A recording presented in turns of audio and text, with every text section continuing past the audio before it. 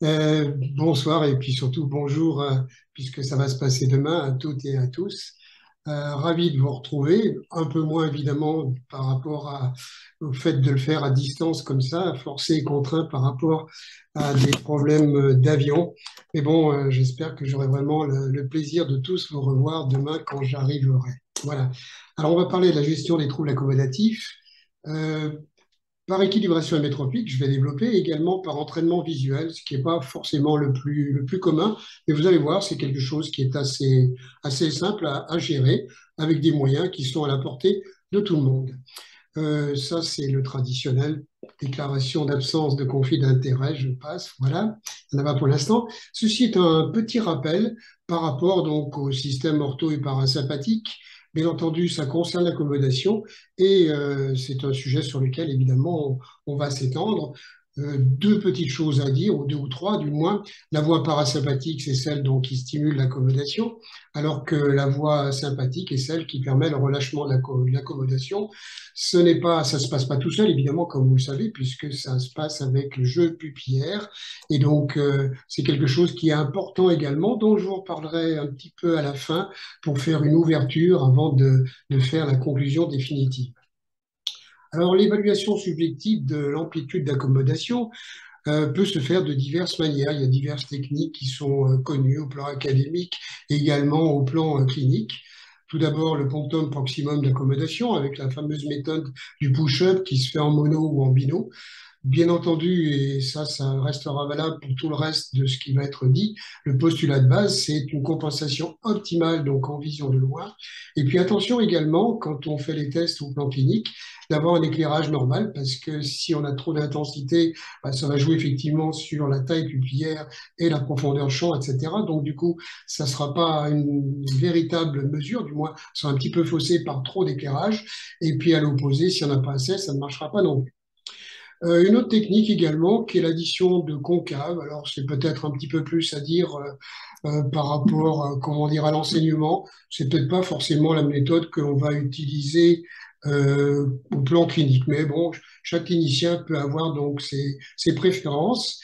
Un avantage quand même, c'est que si on le fait, enfin ça doit se faire en conditions monoculaires, ce qui permet donc de mesurer l'amplitude, bien sûr, qui est égale à la proximité du test, à laquelle on rajoute en valeur absolue, donc la valeur du concave juste avant l'embrouillement. Voilà, donc c'est une petite chose simple. On verra peut-être ça avec les étudiants pendant les TP qui sont prévus un petit peu plus tard. En ce qui concerne l'aspect quantitatif, d'autres méthodes également assez connues. Probablement la plus connue, c'est la méthode des ARN et RP, corrélation relative négative et positive. Personnellement, comment dire, c'est pas celle que je retiens donc pour pouvoir travailler et aller dans la finesse parce que on a besoin d'être un petit peu plus fin, un petit peu plus délicat et donc je préfère utiliser les variations dioptriques qui se passent au milieu d'un bilan optométrique qui est approfondi. Et donc, c'est ce qu'on va retenir, c'est ce que je suggère ici dans ce petit dessin. Voilà. Alors, l'évaluation se fait avec un bilan, je vous l'ai dit. Là, je n'ai présenté que la fiche du bilan hémétropique. Ça peut paraître un peu dense, mais bon, quand on fait un bilan approfondi, bah, il est approfondi. Hein, c'est pas une réfraction vite faite, bien faite, et je veux dire vite faite, mal faite. Non, c'est pas le critique. C'est simplement que si on veut faire les choses donc de manière sérieuse, il faut quand même approfondir les choses. Et vous voyez apparaître sur cette fiche au milieu donc les variations dioptriques. Et dans l'analyse des variations dioptriques, dont je vais reparler tout de suite après, il y a un élément important qui s'appelle la ZRAO, la zone de recouvrement accommodatif, voilà, qui propose une relation, une étude, si vous voulez, entre la relation entre la vision de loin et la vision de près. Et c'est important parce que dans la vie courante, on passe toujours du loin au près, du près au loin, etc. Et donc, il faut voir si les zones permettent de le faire avec aisance. Vous avez ici donc le diagramme des variations dioptriques. Alors, on ne va pas non plus aller dans le détail parce que ça demande quand même un petit peu plus de temps, mais retenons là aussi une fois de plus donc la ZRAO, et vous voyez que c'est une zone de chevauchement entre donc les optimales, ces variations dioptriques optimales en vision de loin, et ces variations dioptriques maximales en vision de près. Là aussi, je vais en reparler dans un petit moment. Ensuite, une fois qu'on a fait l'analyse, qu'on a fait les tests, eh bien, on va faire une analyse graphique de ces variations dioptriques. Vous retrouvez de la même façon la ZRAO dont je viens de parler. La norme, c'est une dioptrie. Quand il y a une dioptrie, ça veut dire que les gens passent du près au loin, du loin au près, et tout va bien. Et d'ailleurs, ce sont des gens qu'on ne voit pas en consultation. Et oui, parce qu'ils n'ont pas de soucis.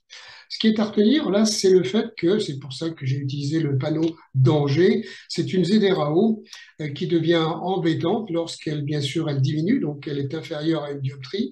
Elle peut même devenir nulle, être égale à zéro, c'est-à-dire qu'il n'y a plus de jeu fonctionnel entre la vision de loin et la vision de près, et même parfois, il peut y avoir une sorte d'inversion, et donc on la qualifie de négative. Et dans ce cas, ça veut dire que les gens ont beaucoup de mal, dans ce dernier cas, les gens ont beaucoup de mal à faire donc des va-et-vient entre la vision de loin et la vision de près, d'accord? Et réciproquement. Parlons maintenant donc d'un autre test qui est la flexibilité accommodative, qui porte d'autres noms. Les gens, certains l'appellent la facilité accommodative. Et puis, bon, on utilise bien sûr l'anglicisme du ROC accommodatif. Voilà. Alors, ceci est utile dès qu'un patient se plaint de difficultés en vision de près. Et puis, comme je viens de l'évoquer, lorsqu'il y a des difficultés pour passer du près au loin, et puis réciproquement du loin au près. Bis repetita, la compensation optimale est bien sûr reportée. Le test de lecture va être supposé mis à une distance de Harmon. J'ai pris une distance moyenne de 40 cm parce que ça permet de faire bien sûr un calcul de l'accommodation à cette distance qui est de 2,50. OK?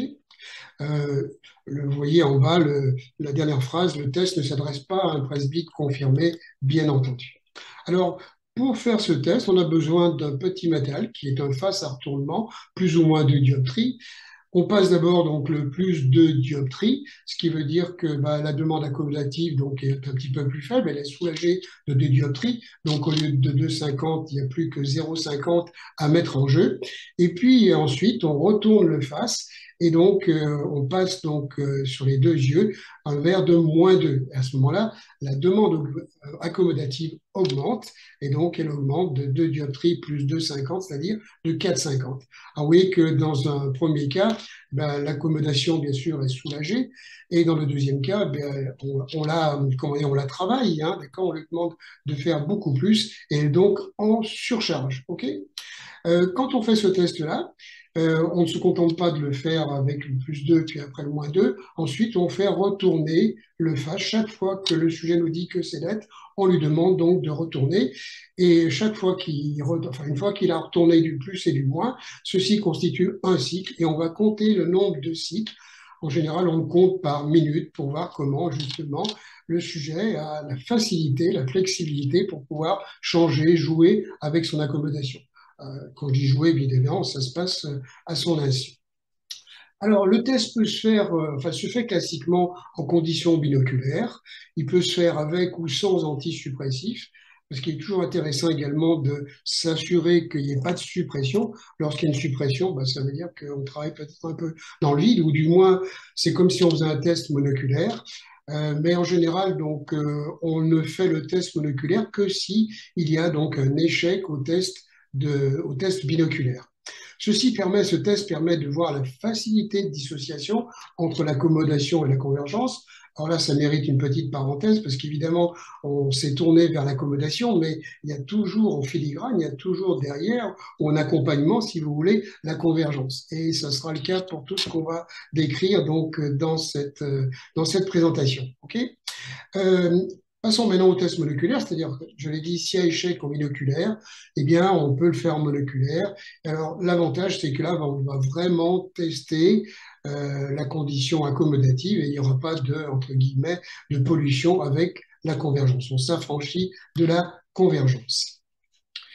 Je l'ai dit, donc on commence par la manœuvre binoculaire, et si elle est hors norme, et si ça bloque, parce que il arrive parfois que les gens bloquent comment dire, sur le face binoculaire, à ce moment-là, on passe donc en monoculaire. Si, comment dire, on est dans la norme en conditions moléculaires, on peut supputer l'existence donc d'un problème de vision binoculaire, voilà, et ou d'un problème qui peut exister entre la relation accommodation-convergence.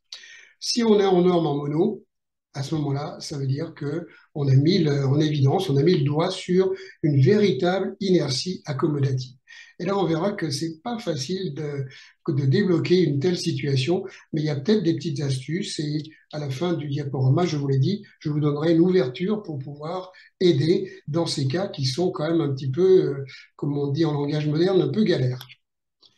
Alors, on a établi des normes, enfin, on a établi, on les doit à nos confrères optométristes, Griffin, Saladin, Baum, qui ont travaillé sur les sujets.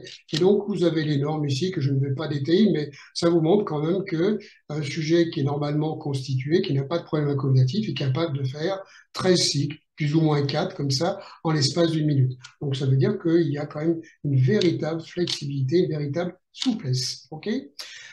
Quand on le fait en mono, ben, l'exigence est un petit peu plus élevée, ce qui semble, euh, comment dire, peut-être tomber sous le sens parce que on s'est affranchi, comme on l'a dit tout à l'heure, du problème associé de la convergence, enfin, du problème de la convergence associée.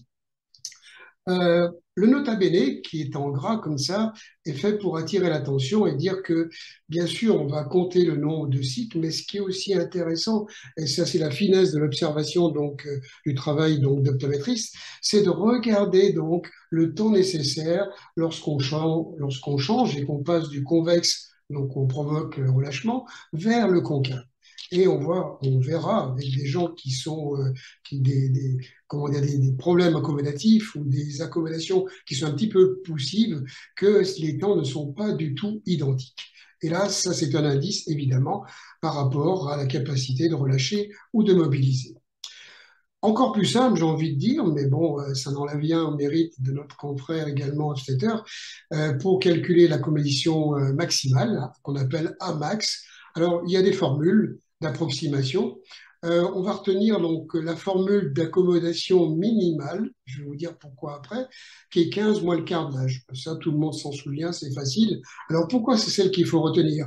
Parce que si vous avez ce cas de figure, ou si c'est, comment dire, inférieur donc à, comment dire, à la norme attendue, hein, d'accord, et ben là, il y aura problème. Pour les autres accommodations mentionnées, moyenne et maximale, là aussi, ça fera partie des gens qu'on ne verra pas en consultation, puisque eux, ils ont une facilité et une amplitude accommodative qui est largement, comment dire, suffisante pour passer au travers des contraintes de la vie quotidienne. Parlons maintenant de ce qui est l'aspect quantitatif. Alors, une fois de plus, nous retrouvons notre éternel, j'ai envie de dire, skiascope. Alors, la skiascopie, quand même un peu spécifique, puisque bien sûr, c'est en vision de près, c'est la skiascopie hétérodynamique, que je ne vais pas décrire, et qu'on peut associer également à la skiascopie cognitive. Là aussi, on ne rentrera pas dans le détail, qui est pourtant très intéressant. Mais bon, avec un outil aussi simple que cela, on va pouvoir regarder le fonctionnement accommodatif et puis on va en parler dans quelques instants pour voir si l'accommodation est dans la norme, s'il y a un retard accommodatif qui est aussi considéré comme la norme, ou si le sujet accommode vraiment sur le plan donc, de proximité du test, ou si le sujet est en suraccommodation, ce qui est aussi un sujet tout à fait pertinent actuellement par rapport au domaine de la myopie. Pour les gens qui ne sont pas adeptes du skiascope, mais moi je les encourage parce que vraiment c'est un outil qui est formidable, voilà. Il existe donc des appareils peu utilisés, mais qui sont commercialisés. C'est la Comoref ici qui permet de mesurer l'accommodation. Il est fait surtout pour dégrossir le fonctionnement accommodatif, notamment pour des gens qui, petit à petit, donc, vont vers la presbytie ou des gens qui sont presbytes, évidemment. Là, c'est quelque chose qui est plus facile à mesurer de manière instrumentale. Alors, c'est au choix, mais bon, vous avez compris quelle était ma préférence. En ce qui concerne donc la skiascopie hétérodynamique, ben, elle permet de mesurer si le sujet a une accommodation normale et auquel cas il y a le fameux retard accommodatif qu'on appelle en bon français le lag of accommodation.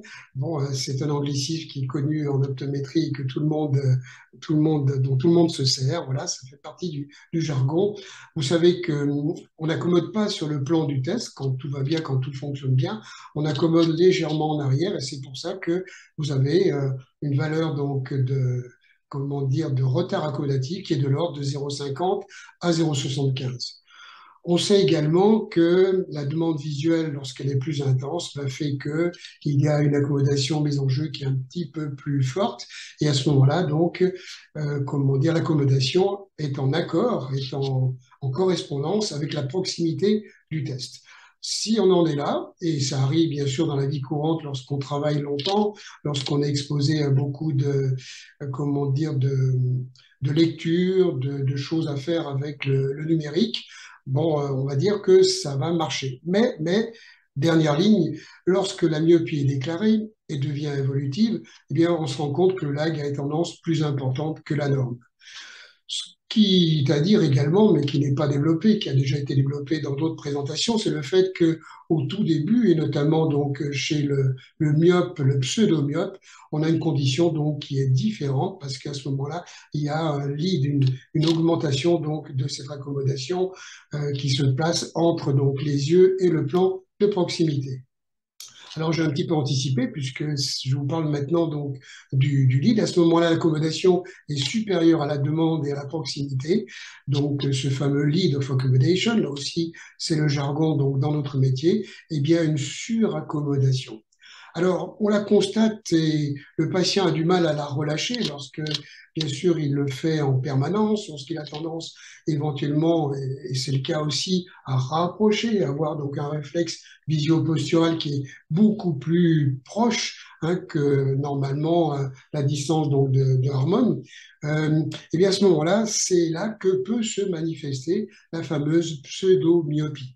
Et c'est un piège évidemment parce que peut-être de moins en moins, et je l'espère, parce que maintenant on est très très alerte sur tout ce qui se passe avec la myopie, mais je pense qu'il y a encore beaucoup de gens qui passent comme ça. Il y a encore des trous dans la raquette, comme on le dit, parce qu'il y a encore donc des pseudo-myopes qui sont considérés comme des myopes, alors que c'est simplement une manifestation myopique.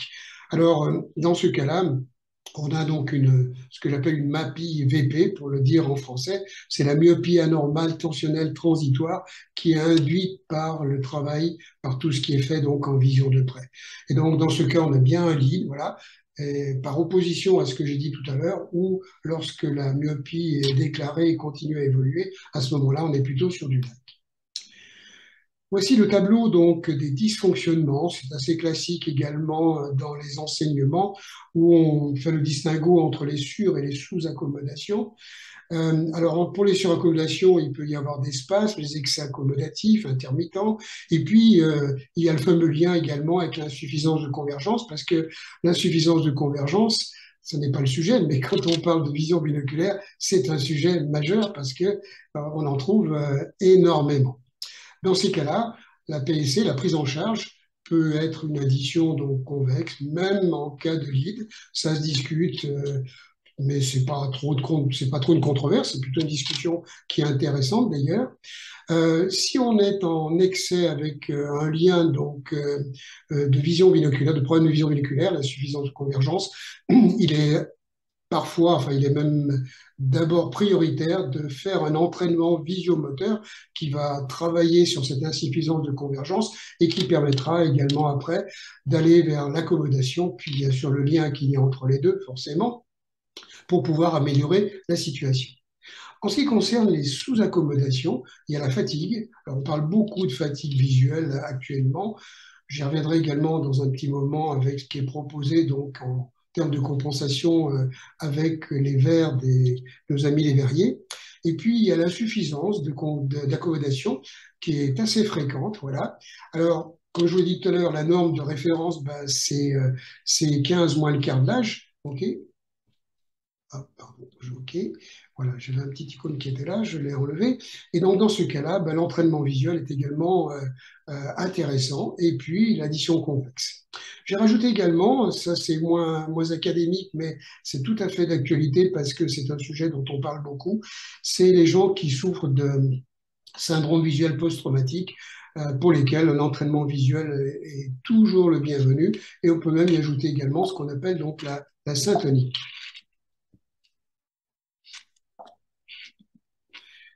Alors, l'ordre de travail, on va dire, lorsqu'on veut faire ce genre d'approche, bien sûr, compenser la métropie, ça c'est une évidence. envisager donc l'équilibration en vision de près, s'assurer d'une ergonomie adéquate et quatrièmement le VM, c'est ce que nous allons voir ici. Alors le convexe au près n'a rien de nouveau, si ce n'est qu'il faut quand même rendre hommage toujours à Harmon et Pierce, donc, qui était un optométriste. Harmon, non, c'était quelqu'un qui était un conseiller d'enseignement et qui avait découvert et montré par des expériences qui remontent au milieu du XXe siècle, qu'une addition donc de 0,75, ben, c'était quelque chose de magique. C'est pour ça qu'on l'appelle l'addition magique. Bien sûr, c'est une addition qui se met en vision de près. Et donc, on l'utilise quand? Ben, lorsque les besoins en émétro, et parfois en bino, sont importants, face à une demande visuelle qui est également elle-même importante à soutenir. On l'utilise également pour faire ce rééquilibrage dont j'ai parlé tout à l'heure entre la vision de loin et la vision de près. Alors convexe au près, il s'utilise de manière classique, c'est l'addition VP, voilà, c'est comment dire un usage réservé pour la vision de près, donc ça peut se faire avec de simples lunettes. Parfois, ça se réalise également sous d'autres formes, avec une compensation au loin et une compensation donc en vision de près.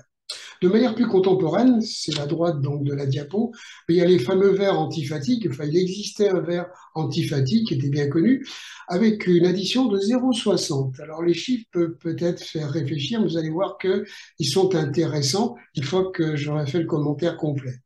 On parle également de verres de support accommodatif, d'autres fabricants utilisent ce terme, 0,53, 0,88 d'addition. Et puis, plus récemment, on parle de soulagement également accommodatif, avec des verres d'addition 0,40, 0,60, 0,85. On pourrait se dire, mais d'où ça vient, d'où ça tombe? Ben, c'est pas tombé du ciel. Et je veux vous dire, c'est que ces chiffres-là sont très intéressants lorsque justement nous avons fait un bilan préalable, qu'on a fait donc l'analyse graphique des variations dioptriques, qui justement peut nous donner cette précision, qui est de dire, ben, il vaut mieux prendre un 0,40 ou un 0,85 ou un 0,60, ou du moins une valeur qui est proche. OK? Voilà. Alors, ce qui est à retenir, bien sûr, c'est que le petit convexe au près, comme les gens l'appellent, mais alors certains le pensent de manière un peu péjorative, mais je pense que c'est des gens qui n'ont pas probablement réactualisé leur connaissance et puis qui n'ont pas essayé au plan clinique, mais en général, ça donne une grande efficacité. Les conseils d'ergonomie sont les suivants, enfin, ils sont assez connus. Euh, une bonne posture, voilà, avec, comment dire, un dos légèrement roulé, qui permet donc d'avoir un réflexe visio-postural qui est égal à la distance de l'hormone, associé à de bons éclairages. Ceci se fait par l'intermédiaire d'un plan incliné, etc. Enfin bon, je ne rentre pas trop dans les détails, mais c'est un schéma qui est intéressant. Je le distribue toujours, comment dire, aux patients ou aux parents de petits patients, voilà, parce que ça leur donne un guide pour pouvoir aménager le poste de travail, enfin le poste de travail, le bureau de leur enfant, donc dans la maison. Alors, on va parler d'entraînement visio-moteur. Quelques mots sur ce concept, qui est un concept holistique, donc global. C'est un entraînement d'abord dans un espace libre, voilà. Et ça veut dire qu'il n'y a pas de matériel emprisonnant. Alors, ce n'est pas un jugement de valeur, c'est simplement pour dire que quand vous mettez les yeux derrière un synoptophore ou un appareil où il y a des oculaires comme ça, vous êtes emprisonné. Et l'inconvénient donc de ces appareils, c'est que ça stimule l'accommodation. Il y a ce qu'on appelle l'accommodation instrumentale. Ça, tout le monde le sait. Alors, vous allez voir que nous, on va utiliser des petits matériels. Alors, j'ai poussé le bouchon jusqu'à mettre un stylo lampe. On dit, on peut travailler et faire l'entraînement visiomoteur stylo lampe. Oui, oui, bien sûr, on peut le faire. On peut le faire avec des prismes à main. Et vous allez voir, on peut le faire également avec des échelles comme celle-ci. L'importance de cet espace libre, c'est la conservation de l'espace de la vision périphérique. Et ça, c'est quelque chose comment dire, dont on a conscience depuis très longtemps. Euh, Parce qu'il faut vraiment respecter donc la vision centrale et la vision périphérique, même si encore on est trop centré, je pense, dans le domaine de la vision sur la, enfin en termes de prescription sur la vision centrale. Donc on respecte cet équilibre, qui est un équilibre qui repose donc sur les corps genouillés latéraux et donc un équilibre magno et parvocellulaire, voilà, qui gère la vision centrale et la vision périphérique. Bon, on peut pas fonctionner en unijambiste, j'ai envie de dire. Il faut travailler enfin, que l'œil, les yeux travaillent avec vision centrale et vision périphérique. On sait que ces deux types d'organisation sont antagonistes, mais elles sont aussi parfaitement complémentaires. Voici les cartes accommodatives et désaccommodatives qu'on utilise en vision de loin et en vision de près, donc qui sont facilement réalisables et, voilà, et qui vont être utilisées de cette manière. Un sujet donc tient la petite carte de vision de près à la main et puis on a affiché un petit peu plus loin, donc à distance, une autre carte. Et vous voyez que ces deux cartes ont les mêmes jeux de lettres et donc le patient, la personne qui s'entraîne, doit passer la lettre O à la lettre O, la lettre F à la lettre F, P, P, V, V, B, B, etc. Ce qui demande bien sûr d'accommoder lorsqu'on regarde au près et de désaccommoder lorsqu'on regarde en vision de loin. De manière un petit peu plus ludique, avec les enfants, on peut faire des petits dessins sur les doigts, mais le principe reste le même. On doit regarder un petit bonhomme sur l'index, puis ensuite le haut, puis ensuite un petit bonhomme sur le majeur, puis le F, etc., etc. Ceci est un petit instrument que j'ai développé. Alors, il est très, comment dire, il est très stimulant de l'accommodation. Ça peut rappeler certaines mires qui avaient été proposées par Helmholtz, voilà. Et donc, c'est un Oculus à trous ou transparent. Il y a les deux modèles, voilà. Vous les verrez et vous les expérimenterez pour les étudiants qui seront présents, comment dire, quand je serai avec eux, donc je crois samedi. Et donc là, c'est pareil, on tient donc cet oculus, on regarde l'oculus, et puis après, donc on accommode, parce que ça sollicite fortement l'accommodation, et ensuite, donc on regarde en vision de loin, et on égrène les lettres comme ça, ligne après ligne, et lettre après lettre, et ligne après ligne. Dans le cas de l'oculus transparent, c'est le même principe, mais bon, il est vraiment transparent, ce qui fait qu'on peut regarder à travers, et du coup, bah, soit on regarde sur l'oculus et on accommode, soit on regarde à travers. Bien sûr, à ce moment-là, l'oculus devient dédoublé, ça fait une sorte de pseudo-effet moiré, mais bon, l'idée, c'est de regarder donc au loin et de faire la netteté au loin, puis ensuite, donc, on passe en vision de près. Ça veut dire que l'oculus est net et que au loin, ben, ça apparaît un petit peu, on va dire dédoublé et un petit peu flou.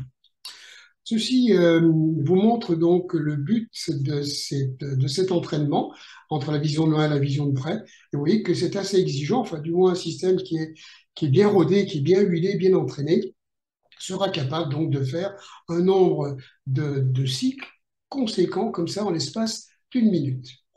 Voici maintenant une coulisse accommodative qui permet également donc de faire l'accommodation et la désaccommodation sur une distance certes qui est un petit peu plus modérée, donc vision très proche vers une vision on va dire un peu plus comment dire intermédiaire, voilà.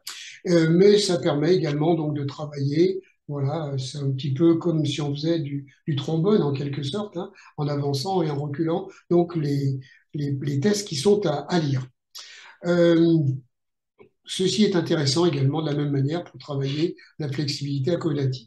Une autre façon également très simple, c'est d'utiliser une cornière dans laquelle donc on a mis une bille, on a mis quelque chose qui sollicite l'accommodation et de la même façon, ça permet de travailler notre flexibilité.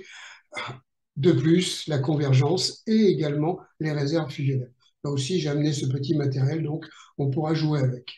D'autres choses peut-être pas plus élaboré, si ce n'est que là, on s'appuie donc sur le contrôle de la suppression. Donc, ce sont des cartes anti-suppression que vous voyez qui existent donc en vision de loin et en vision de près. Ce sont les mêmes cartes avec donc les mêmes lettres et les mêmes chiffres en l'occurrence. Le sujet porte des lunettes rouge-vert, ça veut dire il voit donc certaines lettres, certaines lignes comment dire ici avec un œil, l'autre ligne avec l'autre œil, et là c'est vu en conditions binoculaires évidemment, puisque ça sera vu au travers donc des deux filtres. Ça permet...